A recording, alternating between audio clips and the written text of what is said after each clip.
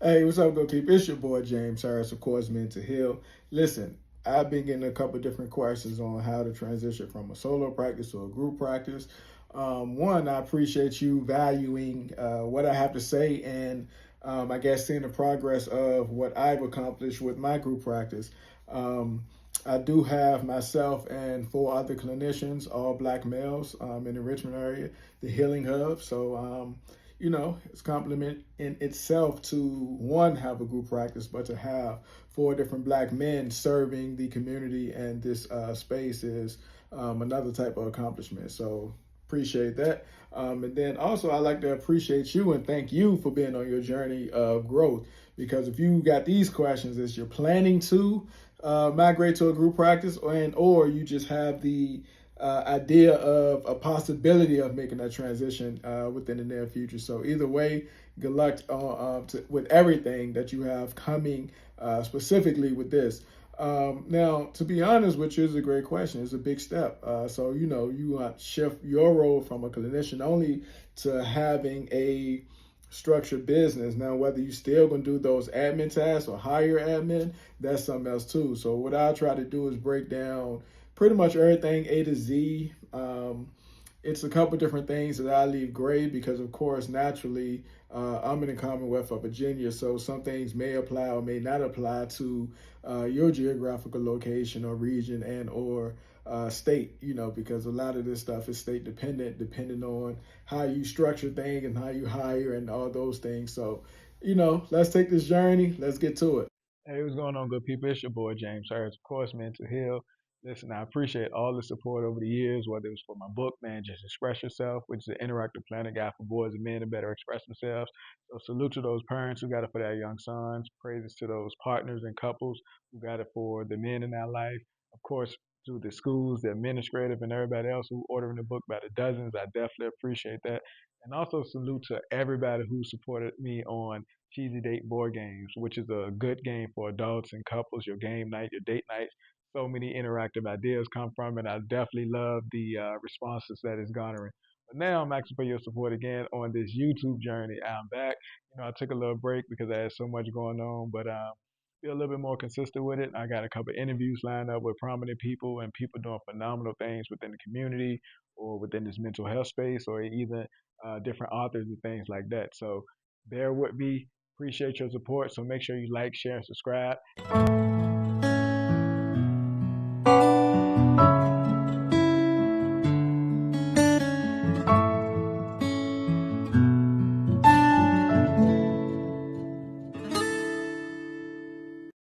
All right, so to clarify, I would definitely suggest first, before you do anything, just identify what you want your vision to be. Decide why you want to expand. I know a lot of people think naturally like expansion is the way to go, but you definitely can thrive and survive as a solo practitioner, which is a good thing. Less overhead, less people to manage, and so much other aspects of just doing things solo. Because once you do go to a group, that's more people that you got to manage, more legal and ethical things that you got to worry about because you're responsible now for additional people.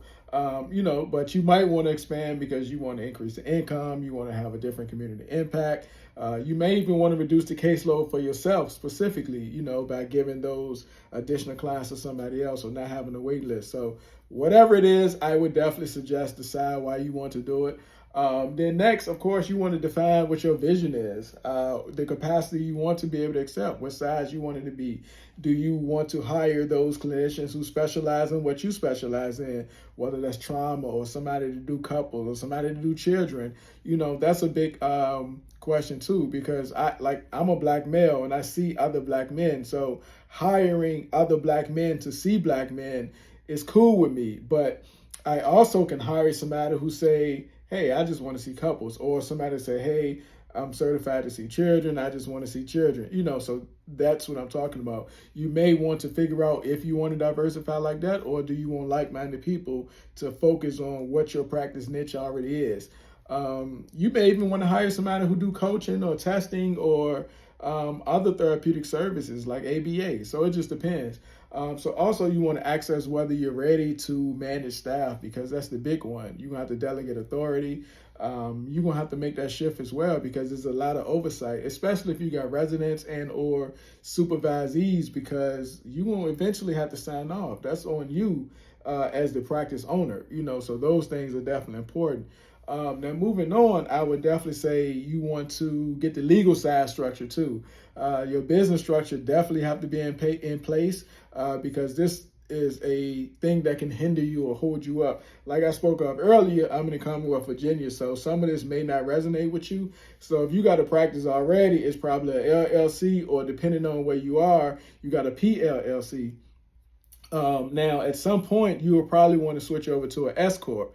I'm structured as an S corp, but I did it a little bit later because I based the mines off the type of finances that I wanted to income, earn revenue wise before I switched over to an S corp for this particular venture that I'm doing. My other businesses, I had S corp already because I had different funding coming in, if that makes sense. So for this, your current practice is up to you and your location and your accounting person to know when to switch over to S corp. You can do that at any time. It doesn't have to be at the start of your practice. It can definitely be during while your practice is thriving. But S corp pretty much assists you in taking advantages of different tax benefits, because you can yourself wouldn't be taxed twice. You'll be taxed as an employee opposed to an employee and a business owner, or vice versa. Again, talk with your accounting person based on those things. Also, when it comes to employment structure, you want to decide whether you're going to hire people and place them in a category of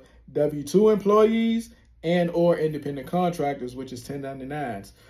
Both has its pros and cons depending on where you are legally as well as financially. Again, this will be different based on your geographical location, your state, or your commonwealth, because some places you can only hire W-2s. Some places it's okay if you hire 1099s as long as they don't have a certain schedule. They get to deduct their own taxes. They have their own entity and so much within that. So I would definitely encourage you to also ask your legal person as well as your tax person that question too.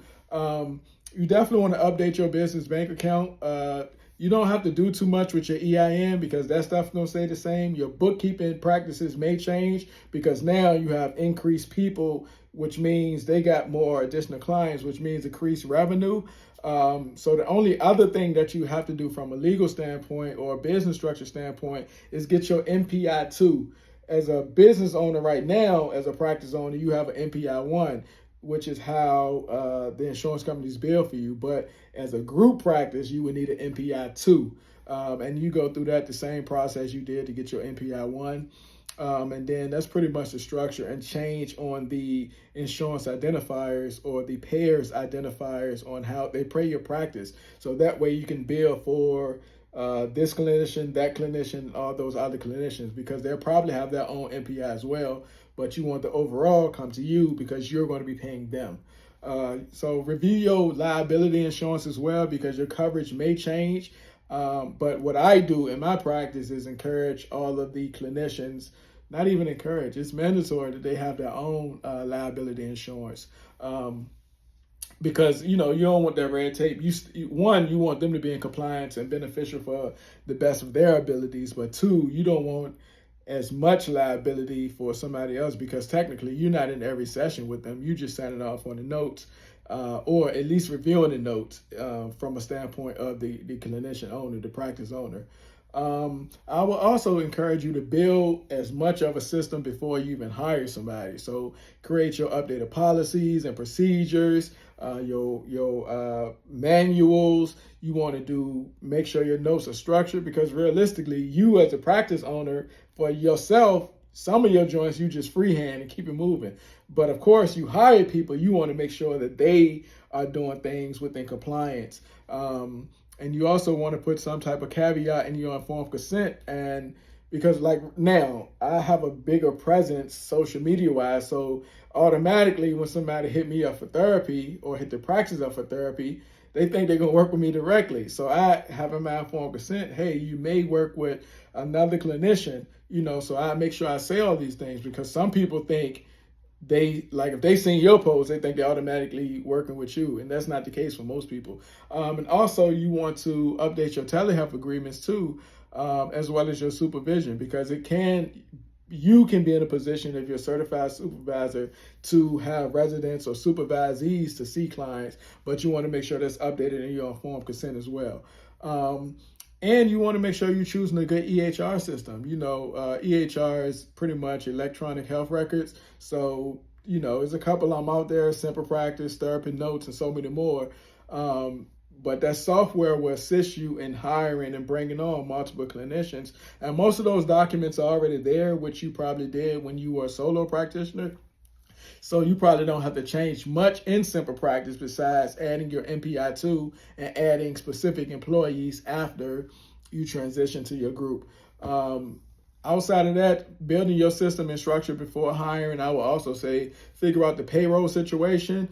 Some people use QuickBooks, some people use Paychecks, because these are the people who send out the actual checks. Unless you're physically writing checks, I would encourage you to get one of those payroll systems to do it for you, because they can itemize the taxes. It'll already be there for your accountant. It's less liability that you have to do. You don't have to worry about manually saying, hey, take X out for taxes or whatever the case is. Some people do like to do it by hand and or get with the accountant beforehand, but if you already got a system in place, I would encourage you just to expand on that. I currently use Paychecks, Paycex, I think it is, like if you Google that, but they're a POS system. They have, different things, different structures as far as payroll. You can do your employees W-2 and or 1099. And something else that they have is the ability for you to have a 401k. Again, so since you're a solo practitioner, you may just have a savings account, but this will allow you to have some type of retirement account set up. And also the benefit of getting a payroll type system is the ability to offer insurance benefits to your employees if you make them W-2s. And with making them W-2s and or contractors, you want to structure and figure out what type of time limit or hours they would need to consist of full-time or part-time or caseload based, because sometimes people say, hey, if you got 20 cases or 20 clients, you still part-time. But if you're seeing 20 clients a week, that's full-time. So it would depend on your structure and your business. So moving forward from a financial standpoint, I think you definitely need to set a budget, because if you already don't have an office or you are in a hybrid setting based on the fact that you're an individual, I think you definitely want to figure out funding for expansion, because you're not going to be virtual only, because if you got this clinician you hired, they say, hey, I'm cool with coming in the office, or hey, I'm bringing clients with me and all of them are in person. Now you only got this one office. Y'all got to figure it out. So I would definitely encourage you to get some finances together, monitor your overhead, and go from there. And you also want to have an overhead, some type of salary case for contractors and employees in case insurance don't kick out on that recurrent basis like they typically do. And look what's going on with the administration now with these furloughs and custom Medicaid and stuff like that. So as a solo practitioner, you like, all right, cool, I can make it. I've been saving. But now you're responsible for these other clinicians. You don't know that billing structure. So if they come to you and say, hey, I need, my check earlier, or even you as a practice owner, if you're seeing Medicaid as delayed funding or paying out for a month or so, do you have a reserve enough for your workers, your employees to still get that money? Because technically they'd already seen the cases. It's not on them to wait. It's on you as the business owner to wait. So that's something that you might need a reserve for, and something that you got to think about going into it. Because those fees add up, especially if you got an admin person or support person or somebody doing your marketing. Like, I can't help that Medicaid is not paying, or I can't help that, this person wasn't able to pay that copay. Like, I've already seen these cases. Where my bread? So just make sure you're putting yourself in a position to have a nest egg before you hire these people, because people are obligated to wait for you to get your business in order. This should be done way ahead of them. And also with pay structure, you want to determine how that percentage look. Some people do a split, some people do a flat fee. Here at the Healing Hub, I personally do a flat fee with my clinicians. I start them off one thing when they're a resident or supervisee. Once they get licensed, they go to another rate, and we go from there. And then yearly, I increase it. And but something else I do is give bonuses, and I also do monthly check-ins and then quarterly outings. So that's what I do. But from a financial standpoint, I didn't see a benefit to doing the splits because each insurance companies, for the most part, unless it's Medicaid, is a different rate. Anthem might pay, let's just say 115, and then Aetna might pay 120, and then Cigna might pay 100. So if you're trying to do those splits, you gonna be all day wasting your time doing calculations. But if you do a flat fee regardless, it don't matter. The fee is the same. I'm just calculating now. All right, cool. You've seen 10 cases. Boom, 10 times whatever your fee is. And again, that's in the payroll system. So all I'm putting in the payroll system at that point is John Doe seen 10 cases. So I'm putting 10 right there. They doing the calculations as far as the taxes breakdown and all that stuff. But again, you have to figure out the splits and the fees and stuff like that, because I don't know any payroll system that would be able to dictate or determine the different insurance company fee structures. Those things are always changing. But again, back to what I was saying too, the cash reserve is definitely important before you hire somebody. And quarterly taxes too. As of now, as a solo practitioner, you definitely pay your quarterly taxes, but that's based on you. You get somebody else in here, which means, let's just say you hire at least one more person, and this person already got 15 to 20 cases. Your income for a practice is going to significantly improve. Excuse me. So what you paid in taxes last quarter or the quarter before is going to be way different than what it looks like moving forward. Then you hire somebody else with 5 to 10 cases. That's even more revenue. Yes, you have more expenses coming out your practice because you're paying them as well. You probably got increase on your EHR system, on your rent. And increase utilities, increase outings and lunches and stuff like that. But overall, your revenue for the practice is increasing. So just make sure you understand that. I would also say another tip is definitely hiring strategically. Decide on whether you want to hire another therapist. Again, we talked about this, but based on your skill set or based on just diversity. Also include whether you want an admin assistant or somebody else to do your billing. But most EHR system does those billing type situations. But if you want somebody to do reconciliations only, then hire that person so you can put your time somewhere else. But ideally, since you're increasing your practice, maybe your idea is to reduce your load so you can take on more of the admin side. So it just depends, but just make sure you be strategic in how you move forward. Also, with hiring strategically, you want to make sure that you recruit the type of people that you want. Make sure it's in alignment to your practice. Make sure it is a situation to where everybody can benefit, opposed to you just saying, I want to grow, grow, grow. Because now let's just say you got 2 or 3 employees, but they're trash. They're not getting our notes in on time. They're not properly serving the community, their clients. They always late, or, those things. So for the sake of growth, do you want to deal with that? Or do you want to slow pace it and get you somebody in here who's going to treat that practice like it's your practice? Are you going to get a resident or supervisee that's willing to grow with you even after they get licensed? Those are some of the things that you still got to constantly think of too. So vetting candidates definitely is important, because even if you're on the line with my personal belief or my views, I still want to make sure that legally, ethically, and you have some type of empathy and compassion for the clientele that we serving. I definitely believe professionalism is one of those things that is suggestive. So I wouldn't harp too much on that. If you want to come in casual or if you want to come in a shirt and tie, I ain't gonna hit you too much for that. I just would ask that you are dressing in a way that respects the clients.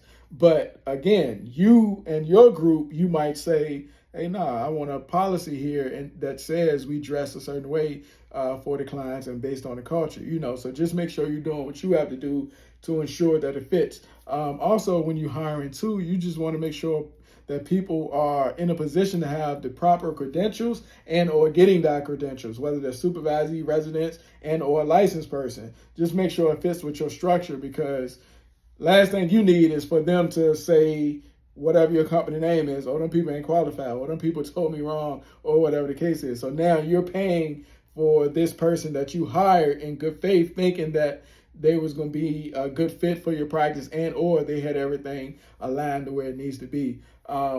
So you can draft these legal contracts and or have your lawyer do them, but you definitely want some type of employment agreements or contracts because it's definitely important. I would definitely consider consulting with an attorney just to make sure everything is structured. Because again, what works for you solo wise might not be the best when you're talking about a group practice. There's a couple of different ways that you can do that, but definitely consult, make it easier. As far as marketing your group practice, you definitely want to do that heavily, because the last thing you want is to hire 2 to 3 people and then they've been with you for a couple of months and they ain't nobody eating besides you. So just make sure that you know how to update, how to market, whether that's social media and or your website, different branding tactics, and you want them to market too. You want them to be able to solicit their own clientele in. Highlight each clinician bio if you can, and or their specialties. And that's something that you should encourage them to do as well, because growth is definitely going to happen, but like I said earlier too, a lot of people are going to reach out to your practice probably thinking they're going to work with you directly, so definitely make sure that you're reaching out to the hospitals, to the school system, community-based organizations, and letting them know, hey, I got another man on staff, or I got a woman on staff, or hey, I just hired this LGBTQ person. If that might be a population that somebody's looking for. So just make sure that you do know that you're marketing for the practice, not necessarily for yourself anymore, because you probably don't want people to think that you seeing everybody who get referred to the practice. It's more of a we mindset than a me mindset. Like it's about the practice now. You got to make sure that your subordinates or your teammates get as many clientele they can, to make things go smoothly. Make sure you are shifting into this leadership role and you're ready to dive in, because it can definitely be difficult and different if you have no other experience as a manager or supervisor or even a leader of other clinicians, So learn the basic HR things, whether that's conflict resolution, performance management, so you can give this feedback. Because everybody who supervised don't have the certification to be supervisors. So you might be speaking from a place of what you would do opposed to a place of what you legally can do. So just make sure that you're in a position to understand that too. And as far as admin, as far as shifting to your leadership role, delegate as much as you can to specific people. Go ahead and pay what you need to pay, take that tax deduction and keep it moving, opposed to overwhelming yourself and things don't get done in a timely manner or as smooth as they could. The last thing I like to do is, let's just say it's a billing thing. Like right now I do my own billing, but I'm not trying to sit on the phone and talk to 3 different insurance companies of, hey, why this claim didn't go through, or that's or not. Like, you sitting on the phone too long. I could have seen 2 to 3 people, or I could have been out in the community doing something else. So I'd much rather delegate that to somebody else. And admin wise, you just want to make sure you're going through, reading notes, making sure everybody up on policy and doing what they got to do. But again, when you delegate those tasks, it'll free you up to do other things to bring in revenue and or bring in additional cases, so you can shift it to these employees that you're gonna hire, because that's important. Nobody want to be sitting and waiting on getting clients like, yo, I had my onboarding, a month ago. I ain't get my first client yet. I've seen it happen, so you don't want to be in that position.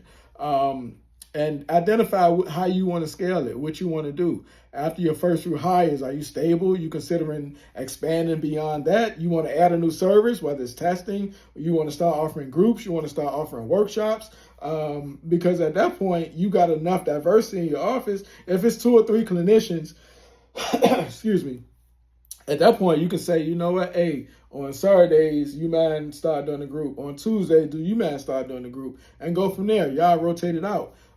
If they have the capacity to do that and the credentials to be able to do that. Also, when you're talking about scaling, you want to figure out how you want to maximize the office space.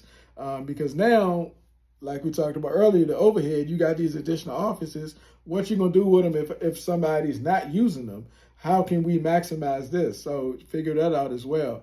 and go from there. Create your spreadsheet and or use the EHR health records to be able to track people caseloads, so you'll know, all right, cool, I'm seeing 15 clients on my own.